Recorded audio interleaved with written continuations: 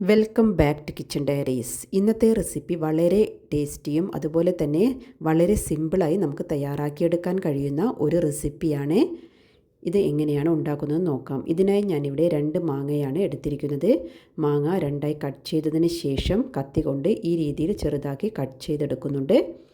പിന്നീട് ഇത് ഞാനൊരു സ്പൂൺ ഉപയോഗിച്ച് സ്കൂപ്പ് ചെയ്തെടുക്കുന്നുണ്ട്. അപ്പോൾ മാങ്ങ ഈ രീതിയിൽ സ്കൂപ്പ് ചെയ്തെടുത്തതിന് ശേഷം ഞാനിവിടെ ഒരു ഗ്ലാസ് ജാറിനകത്തേക്ക് ചേർത്ത് കൊടുക്കുന്നുണ്ട്. അതിനുശേഷം ഇത് ഓവർനൈറ്റ് ഫ്രീസ് ചെയ്തെടുക്കുന്നുണ്ട്.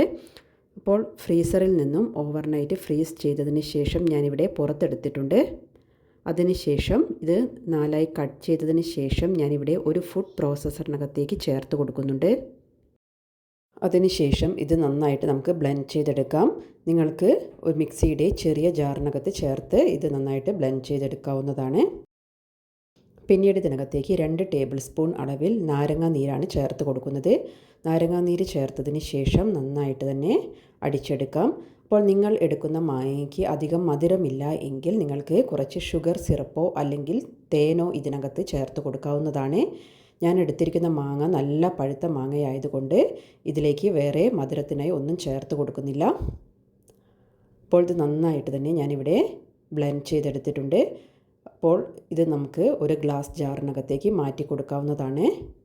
അപ്പോൾ ഇത് ഇതിനകത്തേക്ക് മാറ്റിയതിന് ശേഷം ഞാനിവിടെ ഫ്രീസറിനകത്തേക്ക് മാറ്റുന്നുണ്ട്. ഇത് നന്നായി ഫ്രീസ് ചെയ്തതിന് ശേഷം കഴിക്കുമ്പോഴാണ് നല്ല ടേസ്റ്റ് ഉണ്ടാവുക.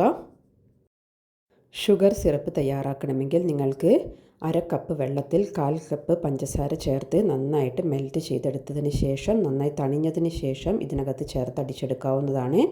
അപ്പോൾ ഞാൻ എടുത്തിരിക്കുന്ന മാങ്ങയ്ക്ക് നല്ല മധുരമുള്ളത് കൊണ്ട് ഇതിനകത്തേക്ക് ഞാൻ വേറെ ഒന്നും ചേർത്ത് കൊടുക്കുന്നില്ല. അപ്പോൾ ഇത് നന്നായിട്ട് ഫ്രീസ് ചെയ്തതിന് ശേഷം ഞാനിവിടെ പുറത്തെടുത്തിട്ടുണ്ട്. അപ്പോൾ നമ്മുടെ വളരെ ടേസ്റ്റി ആയിട്ടുള്ള മാംഗോ സോർബറ്റ് ഇവിടെ തയ്യാറായിട്ടുണ്ട്. ഇത് നിങ്ങൾ എല്ലാവരും ട്രൈ ചെയ്ത് നോക്കുക. നിങ്ങളുടെ ഫീഡ്ബാക്ക്സ് കമൻസായി താഴെ അറിയിക്കുക. Thank you for watching.